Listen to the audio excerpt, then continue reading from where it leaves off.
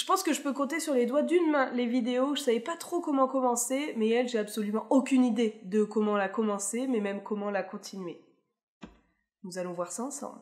Salut, bon alors aujourd'hui, je voulais parler un peu de plein de choses. Il y aura pas énormément de grosses doses d'humour aujourd'hui, vaut mieux repasser la semaine prochaine pour de l'humour. J'avais envie de parler de mon état d'esprit qui est un peu tristouné. Je sens déjà que je commence à être émotive alors que j'ai à peu près filmé 20 secondes. Très bien. Oh là là, fou, c'est fait chier. Bref, rentrons dans le vif du sujet. J'en ai vaguement parlé sur Instagram, j'ai aussi très légèrement effleuré le sujet dans la vidéo que j'ai publiée mercredi où je parle de sport, de remise en forme et autres. Mais c'est un fait, j'ai pas le moral au plus haut, il y a plein de choses qui font ça. D'une, je pense que l'hiver fait ça.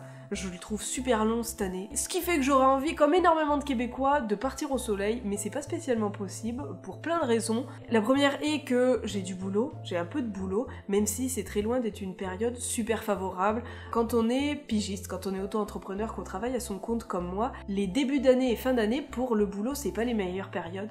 C'est un peu la zone grise où on n'a pas trop de contrats. Par chance, j'en ai quelques-uns, c'est pas forcément des trucs fous, mais au moins, ça permet de vivre. C'est clairement un choix que j'ai fait, et puis je ne me plains absolument pas. Je préfère travailler à mon compte et galérer que de bosser dans une entreprise et être malheureuse d'être dans une entreprise. Donc je préfère galérer, et puis voilà, je trouve mes contrats, on vit simplement, mais il faut pas penser que voilà, on est toujours heureux, on va à droite, à gauche, etc. C'est quand même très rare, et on est beaucoup plus souvent chez nous à se poser que partir en vadrouille un peu partout. Et à côté de ça, certains le savent, Ben travaillait dans une entreprise en fin d'année qu'il a quitté parce que il était pas bien, il aimait pas où il travaillait, et il s'est mis à travailler pour une autre entreprise qu'il a adorée, où il avait vraiment des horaires carrés, ce qui n'était pas le cas avant. D'une, quand on est en cuisine, on n'est pas super bien payé en général, et puis les horaires sont très aléatoires. On peut commencer très tôt ou finir extrêmement tard, et les emplois du temps sont donnés généralement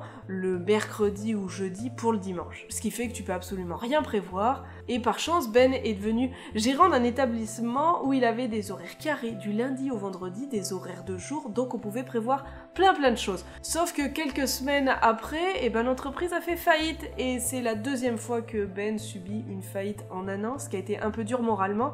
Et le truc qui est vraiment bizarre en ce moment à Montréal, c'est qu'il y a énormément d'institutions dans la restauration qui ferment leurs portes comme ça du jour au lendemain, et des restos qui existaient depuis des dizaines d'années. Et très honnêtement, j'ai jamais vu ça depuis que je vis ici. Il y a plein de commerces, de restos qui ferment leurs portes. Je sais pas pourquoi, je me suis pas penchée sur le sujet, mais je trouve ça fou. On est passé d'une situation où on était super heureux de se dire on va pouvoir faire plein de trucs, ce week-end-là on ira faire ça, etc. On va pouvoir voir nos amis qui ont eux aussi leur week-end, à une situation où d'un coup tu te dis ok, j'ai plus de job, je trouve absolument rien, ça va encore être un job où je vais galérer, où je vais pas me plaire, alors que là pour une fois il adorait ce qu'il faisait. Donc moralement ça a été un gros coup de massue pour nous. Clairement il y a quelques semaines on aurait été prêt à tout plaquer. Moi j'avais l'impression de faire un espèce de burn-out, j'étais en train de saturer. J'étais en train de saturer de stress, à gérer mes contrats, à gérer les projets que j'ai à côté, à essayer de gérer mon cerveau aussi. J'avais envie de tout plaquer et de rentrer chez mes parents, faire juste un break, voir des amis, ne plus penser à rien, ne plus stresser, juste voilà, arrêter tout. Juste qu'on fasse off sur ma machine cérébrale. Dès que je commence à trop gratouiller le sujet, à trop cogiter, je sens les larmes qui viennent. Comme là, je sens que ça monte, mais ça va aller. Ça va aller. Je suis de l'équipe qui voit le verre à moitié plein, mais en ce moment, c'est dur de le remplir.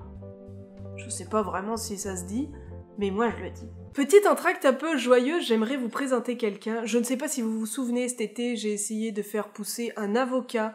Après, je l'ai plus jamais montré pendant des mois, parce que quand je l'avais planté, au début, il y avait des racines et tout, c'était beau. Après, il n'y a plus rien eu. Gus a commencé à essayer de le grignoter. Donc j'ai abandonné. Je l'ai mis sur le balcon, je l'ai abandonné. Il a pris la grosse canicule, il a pris le gel. Mais un jour, je l'ai regardé, il avait des bourgeons. Et aujourd'hui, oui, il a une racine, mais visez un peu ça. Il a des feuilles! J'ai donné la vie. C'est une grande fierté. C'est peut-être ce qui me procure le plus de joie en ce moment. C'est un rescapé. Il nous comble de bonheur. J'exagère un tout petit peu. Bref, reprenons. Ça m'est jamais arrivé d'être dans un état comme ça, aussi dépité, où le moindre truc me fout les larmes aux yeux, où je suis totalement plombée, où j'ai envie de tout laisser tomber. Et je déteste ça. Ma chaîne, c'est le truc qui me rend le plus fière que j'ai réussi à mener et puis à continuer sur 2 ans. J'ai jamais loupé un seul samedi. Et j'avais envie aujourd'hui d'en parler parce que je trouve qu'on est dans une société où il faut toujours montrer qu'on va bien, faut jamais montrer ses failles, et moi j'avais envie de vous les montrer. Parce que je peux pas faire des vidéos où je montre tout le temps que je suis super heureuse quand au fond de moi je suis triste.